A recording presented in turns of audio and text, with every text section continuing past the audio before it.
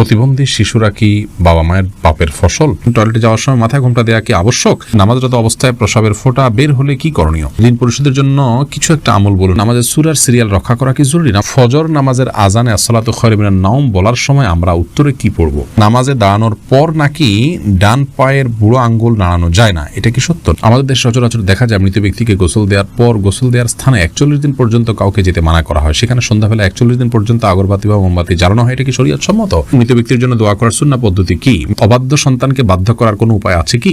গর্ভবতী মেয়েরা যদি ব্যাক পেইনের কারণে বসে নামাজ আদায় করেন তাহলে কি সঠিক হবে? রাতের বেলা আয়না দেখা অনেকে অমঙ্গলজনক মনে করে, কিছু বলুন। এমডি আরিফুল ইসলাম জানিয়েছেন মৃত ব্যক্তির জন্য দোয়া করার সুন্নাহ পদ্ধতি কি? মৃত ব্যক্তির জন্য আল্লাহ তাআলার কাছে সাধারণভাবে দোয়া করবেন, আল্লাহ আপনি তাকে মাফ করুন, ক্ষমা করুন, ইস্তেগফার করবেন, কায়মন ওয়াক্যে আল্লাহর কাছে তার পক্ষ হয়ে সুপারিশ করবেন, ক্ষমা চাইবেন। এসএইচ রুবেল, এছাড়া বিশেষ কোনো পদ্ধতি নেই, একত্র হতে হবে, লোকজন জড়ো করতে হবে, হুজুরদেরকে নিয়ে আসতে হবে, এমন কোনো কথা কোন হাদিসে আমাদেরকে বলা হয়নি। রাতের বেলা আয়না দেখা অনেকে অমঙ্গলজনক মনে করে, কিছু বলুন। রাতের বেলায় আয়না দেখাকে অমঙ্গলজনক মনে করাটা সম্পূর্ণ কুসংস্কার, ইসলামী শরিয়ার সাথে এর কোনো সম্পর্ক নেই। রাতের বেলায় আমরা আয়না দেখলে এর পেছনে কোনো অমঙ্গল নাই, আপনি রাতে দিনে যে কোনো সময় আয়না দেখতে পারেন। এরপরে রাশেদ, আপনি জানতে চেয়েছেন অবাধ্য সন্তানকে বাধ্য করার কোনো উপায় আছে কি? অবাধ্য সন্তানকে বাধ্য করার জন্য ছোটবেলা থেকেই তার সাথে সেভাবে ইসলামিক যে আপনার ইসলামের যে নির্দেশনা আছে একজন প্যারেন্টসের জন্য, প্যারেন্টিং এর বিষয়ে, সেগুলোকে লক্ষ্য করা উচিত। তাকে সালাতের নির্দেশ দেওয়া, নিজের সালাতে অভ্যস্ত করা, ভালো পরিবেশ দেওয়া, এগুলো না করে এরপরে বড় হওয়ার পরে অলৌকিক কোনো পদ্ধতিতে তাকে আপনি বাধ্য করে ফেলবেন, এরকম কোনো সুযোগ নেই। তারপরেও আপনি তাকে সৎসঙ্গ দিলেন, নেককারদের সোহবতে নিলেন এবং তার জন্য আল্লাহর কাছে মনে প্রাণে দোয়া করলেন, আবার দোয়া সন্তানের জন্য কবুল হয়। এইরকম বিভিন্ন উদ্যোগের মাধ্যমে আপনি তাকে সৎপথে আনতে পারেন, বাধ্য করতে পারেন। আব্দুর রহমান জানতে চেয়েছেন আমি একজন দর্জি, মহিলাদের পোশাক তৈরি করি, আমি যদি কোনো মহিলাকে তার ইচ্ছা মতো ডিজাইন জামা বানিয়ে দেই আর সে যদি সেটা পরে বেগানা পুরুষের সামনে যায়, দেখি আমার পাপ হবে? যদি এমন হয় যে পোশাকটা বানানোই হচ্ছে পাপের কাজের জন্য, আপনি জানেন, তাহলে সেক্ষেত্রে তাকে সহায়তা হবে তার সেটা তৈরি করে দিলে। সেজন্য এটি তৈরি করার ক্ষেত্রে আপনি ডিনাই করা উচিত, এতটুকু এখতিয়ার অধিকার আপনার থাকা উচিত এবং ইমানি গায়রত যেটাকে বলে, ইমানি আত্মসম্মান বোধ, সেটা আপনার থাকা উচিত। আর যদি এই লেভেলের সমস্যা না হয়, বরং এটা তিনি বাসায় পড়তে পারেন, তার স্বামীর সামনে পড়তে পারেন, বাহিরে পড়তে পারেন, কি করবেন আপনি জানেন না, তাহলে আপনি খুঁচিয়ে খুঁচিয়ে তাকে জিজ্ঞেস করার কোনো প্রয়োজন নেই এবং এর কারণে আপনার গুনাহ হবে না। তিনি যদি এটাকে অন্যায় কাজে ব্যবহার করেন, ইনশাআল্লাহ আপনার গুনাহ হবে না। এসএইচ রুবেল, আপনি জানতে চেয়েছেন আইডি থেকে নামাজে দাঁড়ানোর পর নাকি ডান পায়ের বুড়ো আঙ্গুল নাড়ানো যায় না, এটা কি সত্য? না, এরকম কোনো কথা আমাদের জানা নেই, প্রয়োজন হলে নাড়ানো যেতে পারে। আশরাফুল হক শুভ, আপনি জানতে চেয়েছেন আমাদের দেশে সচরাচর দেখা যায় মৃত ব্যক্তিকে গোসল দেওয়ার পর গোসল দেওয়ার স্থানে 41 দিন পর্যন্ত কাউকে যেতে মানা করা হয়। সেখানে সন্ধ্যাবেলা 41 দিন পর্যন্ত আগরবাতি বা মোমবাতি জ্বালানো হয়, এটা কি শরীয়ত সম্মত? কোনো জায়গায় মৃত ব্যক্তিকে গোসল দেওয়া হলে সেখানে এই প্রথাটি আমাদের সমাজে অনেক ক্ষেত্রেই প্রচলিত আছে যে আগরবাতি বা মোমবাতি ইত্যাদি সেখানে আপনার জ্বালানো হয় এবং সন্ধ্যাবেলা 41 দিন পর্যন্ত এই কাজটি করা হয়। কেউ সেখানে যেতে চাইলে নিষেধ করা হয়। এটি সম্পূর্ণ কুসংস্কার এবং এ ধরনের বিশ্বাসগুলো শিরকি বিশ্বাস, কুসংস্কারচ্ছন্ন বিশ্বাস। এর বেশিরভাগই এসছে হিন্দু সমাজ থেকে। একজন মুসলমানের এই সমস্ত কুসংস্কারকে বর্জন করা উচিত। যেখানে গোসল দেওয়া হবে সে জায়গার বিশেষ কোনো বিধান নাই, সেটা অন্য 10টা জায়গার মতোই একটি জায়গা। খন্দকার ফয়সাল ইসলাম লিমন জানতে চেয়েছেন গর্ভবতী মেয়েরা যদি ব্যাক পেইনের কারণে বসে নামাজ আদায় করেন তাহলে কি সঠিক হবে? জি, দাঁড়া যদি স্বাভাবিক নামাজ পড়তে গেলে ব্যাক পেইন হয় তাহলে সেটা এবং সেটা অসহনীয় হয়, কষ্টকর হয়, রিস্কি হয়, তার জন্য পড়ে যাওয়ার আশঙ্কা থাকে, তাহলে তিনি ইনশাআল্লাহ বসে সালাত আদায় করতে পারবেন। যদি দাঁড়াতে পারেন তাহলে দাঁড়ানো অংশটুকু দাঁড়ায় সালাত আদায় করবেন।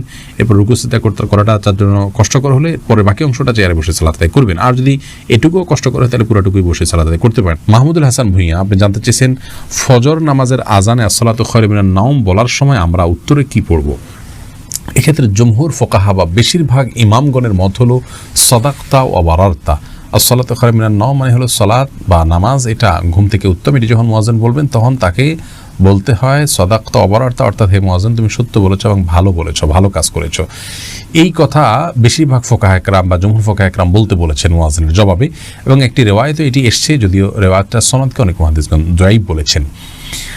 আর এই কারণে অন্য একদল উলামা একরাম বলেন যে আসসালাতু খায়রুম মিনান নাওম যখন বলবো আমরা, মুয়াজ্জিন যখন আসসালাতু খায়রুম মিনান নাওম বলবে আমরাও আসসালাতু খায়রুম মিনান নাওম বলবো। এর কারণ হলো যে আসসালাতু খায়রুম মিনান নাওম এই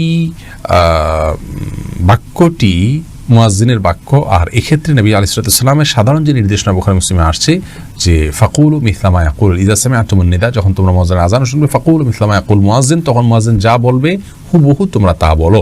শুধুমাত্র হাইয়া আলাস সালাহ হাইয়া আল ফালাহর মধ্যে নবী আলাইহিস সালাম ওই হাদিসে লা হাওলা ওয়া কুওয়াতা ইল্লা বিল্লাহ বলতে বলেছেন। অতএব দুইটা বাদে বাকি সবগুলোতেই ওই হাদিসের সাধারণ যে নির্দেশনা সেটা অনুযায়ী আসসালাতু খায়রুন নাম শুনলে আসসালাতু খায়রুন নাম অর্থাৎ হুবহু এটা অনুকরণ করার নির্দেশনা দিয়ে থাকেন। আর ইহা ইসলাম জানতে চেয়েছেন নামাজের সূরার সিরিয়াল রক্ষা করা কি জরুরি? নামাজের সূরার সিরিয়াল রক্ষা করা ফরজ বা ওয়াজিব নয়, তবে সূরার সিরিয়াল রক্ষা করতে পারলে সেটা ভালো। রক্ষা না করে কেউ যদি উল্টা পড়েন, অর্থাৎ প্রথম রাকাতে কথার কথা আলাম তারা পড়লেন, পরের রাকাতে তিনি ওয়াইলুল্লাহ পড়লেন, উপরের দিকে গেলেন, তো এটাকে মাকরুহ বলেছেন অনেক ফুকাহা একরাম। কোরআনের আলো এর দিকে জানতে চেয়েছেন ঋণ পরিশোধের জন্য কিছু একটা আমল বলুন। ঋণ পরিশোধের জন্য সবচেয়ে বড় আমল হলো আল্লাহ তাআলার কাছে সাধারণভাবে দোয়া করবেন, চাইবেন, প্রার্থনা করবেন এবং আপনি সর্বোচ্চ চেষ্টা চালাবেন ঋণ পরিশোধের জন্য। আমাদের অনেক ভাইরা আছেন নিজের জমি আছে, স্থাবর অস্থাবর অনেক মূল্যবান সম্পদ আছে, সেগুলো দিয়ে ঋণ পরিশোধ করতে চান না। তিনি চান যে ঋণ পরিশোধের জন্য তার সাধারণ উপার্জন থেকে অনেক টাকা হয়ে যাক, অলৌকিকভাবে চলে আসুক, আপনি সেটা দিয়ে ঋণ পরিশোধ করে দিবেন। এটা সম্পূর্ণ ভুল একটা পদ্ধতি। আপনার ঋণ পরিশোধ করাটা আপনার জন্য ফরজ, এটা বান্দার হক। অতএব আপনার জমি থাকলে, সম্পদ থাকলে এগুলো বিক্রি করে আপনি ঋণ পরিশোধ করবেন এবং সেগুলো বিক্রি করার অপশন থাকলে বিক্রি করবেন। সেগুলো সব ধরে রেখে আপনি চাইবেন যে আল্লাহ তাআলা অলৌকিকভাবে আপনাকে টাকা দিয়ে দিক, সেটা দিয়ে আপনি পরিশোধ করবেন। এটা সম্পূর্ণ দুনিয়ার প্রতি আমাদের মোহ আছে এবং ঋণ পরিশোধের গুরুত্ব আমরা বুঝি না, সেটা স্পষ্টভাবে প্রমাণ হয় এমন একটি বিষয়। বিধায় এমনটি করা উচিত না। সেই সাথে ঋণ পরিশোধের জন্য কিছু দোয়া আছে, আল্লাহুম্মা কফিনি বিহালালিকা আন হারামিকা ওয়াগনিনি বিফাদলিকা আম্মান সিওয়াক। আরও কিছু দোয়া আছে, ইউটিউব বা ফেসবুকে সার্চ দিলে আমাদের অনেকগুলো ভিডিও আছে, দেখে নিতে পারবেন। সেগুলো আপনি আল্লাহর কাছে সাধারণভাবে পাঠ করবেন, ইনশাআল্লাহ সেই দোয়াগুলো পেশ করবেন। চৌধুরী জানতে চেয়েছেন অজু করা অবস্থায় দাঁত ব্রাশ করলে কি অজু চলে যায়? না, এতে অজু যাবে না। এমনি সালাহুদ্দিন জানতে চেয়েছেন নামাজরত অবস্থায় প্রস্রাবের ফোঁটা বের হলে কি করণীয়? নামাজরত অবস্থায় যদি পেশাবের ফোঁটা বের হয় তাহলে সেদিন নামাজ ছেড়ে দিতে হবে এবং কাপড় লাগিয়ে সে অংশ ধুয়ে ফেলতে হবে এবং নাপাক দূর করে টিস্যু ইত্যাদি দিয়ে পানি দিয়ে তারপরে অজু করে তাকে নামাজ পড়তে হবে। আর যদি এটা তার অনবরত বের হতে থাকে এবং 4 রাকাত নামাজের মধ্যে 4 রাকাত নামাজ পড়তে যে পরিমাণ সময় লাগে, ধরুন 8-10 মিনিট, এই সময়টুকুও তিনি ফ্রি হন না বা মুক্ত থাকেন না, এর মধ্যেও তার পেশাব এসে পড়ে তার ইচ্ছায় অনিচ্ছায়, এরকম যদি হয় তাহলে সেক্ষেত্রে তার জন্য ওই অবস্থায় সালাত চালিয়ে যাওয়া জায়েজ আছে, কারণ তার পুরো সালাতের ওয়াক্ত জুড়ে কয়েক ঘন্টা জুড়েই অনবরত আসতে থাকে। আর যদি এরকম না হয়, শুধু ওই সালাতের মধ্যে এসছে, তাহলে তার সালাত ছেড়ে সেটিকে পরিচ্ছন্ন করে এসে সালাত আদায় করতে হবে। তানি ইসলাম জানতে চেয়েছেন টয়লেটে যাওয়ার সময় মাথায় ঘোমটা দেওয়া কি আবশ্যক? এটা উত্তম এবং ভালো। অনেক উলামা ইকরাম উন্মুক্ত মাথায় যাওয়াটাকে মাকরুহ বলেছেন। মোহাম্মদ মোজাম্মেল হোসেন আপনি জানতে চেয়েছেন প্রতিবন্ধী শিশুরা কি বাবা মায়ের পাপের ফসল? প্রতিবন্ধী শিশুরা কখনোই বাবা বা মায়ের কিংবা বাবা মা উভয়ের কোনো পাপের ফসল হতে পারেন না। আল্লাহ রাব্বুল আলামিনের অমোঘ বিধান হলো একজনের পাপের প্রায়শ্চিত্ত আরেকজনকে করতে হয় না, একজনের পাপের বোঝা আল্লাহ রাব্বুল আলামিন আরেকজনের উপরে চাপান না। বাবা মা যদি পাপ করে থাকেন তো তাদের পাপ তাদেরকে পাবে, তাদের পাপের কারণে সন্তান প্রতিবন্ধী হবে এমন কোনো কথা ইসলামী শরীয়ত অ্যালাউ করেন। এটা সম্পূর্ণ ভুল এবং কুসংস্কারাচ্ছন্ন একটি বিশ্বাস। এই বিশ্বাস থেকে আমাদেরকে বেরিয়ে আসতে হবে যদি কারোর মধ্যে বিশ্বাস থাকে। বরং প্রতিবন্ধী শিশু, এই শিশু আল্লাহ তাআলার পক্ষ থেকে মা বাবার জন্য অনেক বড় পরীক্ষার বিষয়। তারা যদি এটিকে সবরের সাথে, ধৈর্যের সাথে প্রতিপালন করেন তাহলে ইনশাআল্লাহ বেদিন আল্লাহর কাছে তারা মহা পুরস্কার পাবেন। এ বিষয়ে আমরা মুসনাদ আহমদের একটি হাদিস পাই, তিরমিজির একটি হাদিস পাই। নবী সাল্লাল্লাহু আলাইহি ওয়াসাল্লাম বলেছেন যে একজন ইমানদারের নিজের প্রতি আল্লাহ তাআলা তাকে পরীক্ষা ফেলেন, তার মধ্যে বিপদ দেন তার শরীরের মধ্যে, অর্থাৎ রোগবালাই দিয়ে। আবার কখনো তার সন্তানকে দিয়ে তাকে আল্লাহ তাআলা পরীক্ষা করেন। আবার কখনো সম্পদের মধ্যে কোনো প্রকার ক্ষয়ক্ষতি দিয়ে আল্লাহ তাআলা পরীক্ষা করেন। হাদিস থেকে বোঝা যায় যে সন্তানের মধ্যে কোনো প্রকার ক্ষয়ক্ষতি হওয়া, সন্তান বিকলাঙ্গ হওয়া কিংবা প্রতিবন্ধী হওয়া, এগুলো সবগুলো আল্লাহ তাআলার পক্ষ থেকে পরীক্ষা। আর এই পরীক্ষা যদি কেউ সবর করতে পারেন এবং আল্লাহ তাআলার এই পরীক্ষায় উত্তীর্ণ হওয়ার চেষ্টা করেন, আল্লাহর সিদ্ধান্তকে মেনে নেন এবং এই কষ্টকে সহ্য করেন আল্লাহ তাআলার ফয়সালার প্রতি সন্তুষ্টির কারণে, তাহলে আল্লাহ রাব্বুল আলামিনের সাথে এই ব্যক্তি সাক্ষাৎ করবে কিয়ামতের ময়দানে এমত অবস্থায় যে তার কোনো গুনাহ থাকবে না। হাদিসটি তিরমিজিতে বর্ণিত হয়েছে। অন্য আরেকটি হাদিসে আসছে নবী সাল্লাল্লাহু আলাইহি ওয়াসাল্লাম বলেছেন ইন্না আইজামাল জাযাই মা আইজামিল ওয়ালা, নিশ্চয়ই আল্লাহ রাব্বুল আলামিনের পক্ষ থেকে পরীক্ষা যত বড় হবে তার জন্য পুরস্কারও তত বড় হবে। অতএব কোনো বাবা মা যদি প্রতিবন্ধী সন্তান জন্ম দেন তাহলে তাদের জন্য এটি অনেক বড় পরীক্ষা, তাদের প্রতিদান আল্লাহর পক্ষ থেকে অনেক বড় হবে ইনশাআল্লাহ বিদিনা যদি তারা সবর করতে পারেন। মুসনাদ আহমদের এক বর্ণনায় এসছে যে নবী সাল্লাল্লাহু আলাইহি ওয়াসাল্লাম বলেছেন, কোনো ব্যক্তি যখন অসুস্থ হয়, রুগ্ন হয় বা তার শরীরে কোনো ত্রুটি থাকে, কোনো প্রকার প্রতিবন্ধকতা থাকে, তখন আল্লাহ রাব্বুল আলামিন ফেরেশতাদেরকে বলেন যে আমার বান্দা যতটুকু আমল করতে পারে এই তার প্রতিবন্ধকতা নিয়ে, সেটুকু তোমরা লিপিবদ্ধ করো তার জন্য।